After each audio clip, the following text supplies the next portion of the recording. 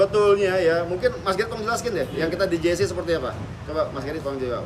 Ya, jadi di JC itu juga memang kita udah bantu follow up dan hasilnya pun sama ya, tentang rencana tindakan tuh memang harus bertahap gitu kan. Yang pertama harus kelopak dulu dan lain-lain. Nah, untuk terkait korneanya pun juga memang sudah tidak bisa kan menurut dokter di sana, dan itu bisa dilakukan upaya kosmetik gitu kan. Tetapi kalau memang Mas Agus masih ingin mencoba ke luar negeri itu juga nggak ada masalah, selama memang proses-proses rencana tindakan itu terstruktur gitu kan, tepat guna.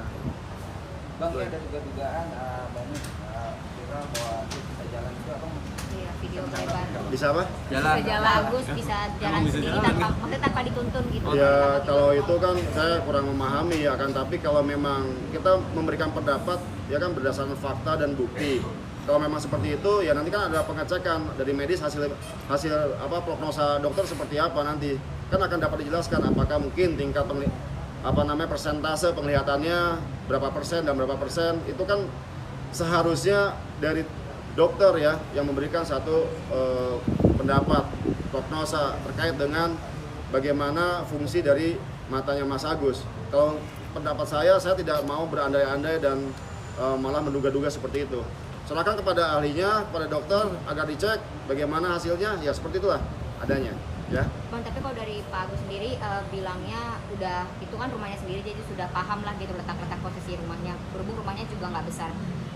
Dari Teh Novi mungkin ada respon nggak? Maksudnya soal Pak Agus ini juga bisa ngelihat gitu, Bang. Bahkan itu yang tadi saya sampaikan, Novi sampaikan, Om kalau gitu baiknya ya harus dilakukan pengecekan lagi sampai berapa persen tingkat persentase penglihatannya Mas Agus.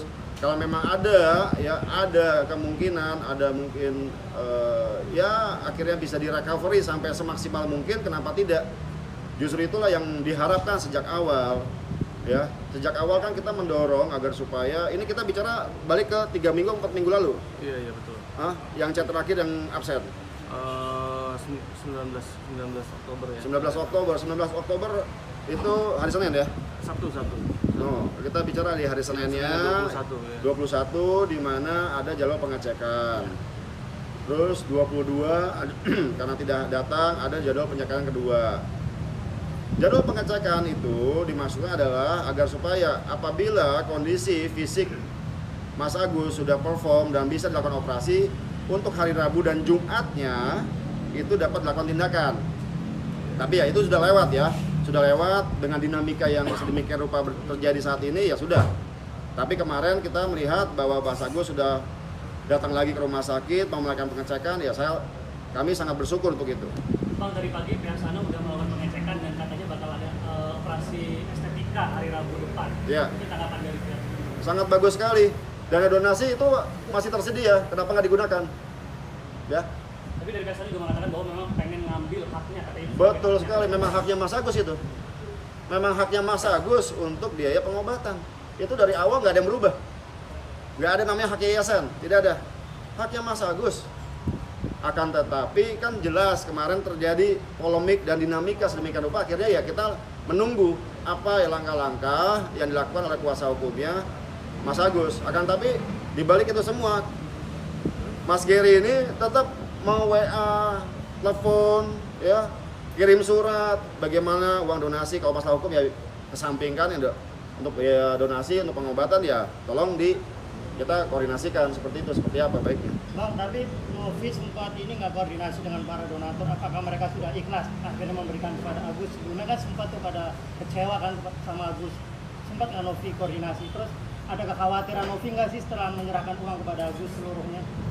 Novi malah berpikir kekhawatiran dia, ya kan, bahwa nantinya para donatur ini akan bersikap sedemikian rupa sehingga merugikan Mas Agus. Itu yang Novi pikirkan. Makanya dia ingin sesegera mungkin bagaimana caranya supaya dana donasi ini ya bisa disalurkan dan digunakan oleh Mas Agus. Seperti itu. Ada kerugian apa aja yang dialami Teh Novi, Mas? Kepercayaan atau seperti apa, Bang? Kerugian Teh Novi dalam hal ini ya dia bilang apapun namanya saya akan tetap maju. Karena memang udah saya mengabdi sebagai pekerja sosial, ya, pejuang kemanusiaan.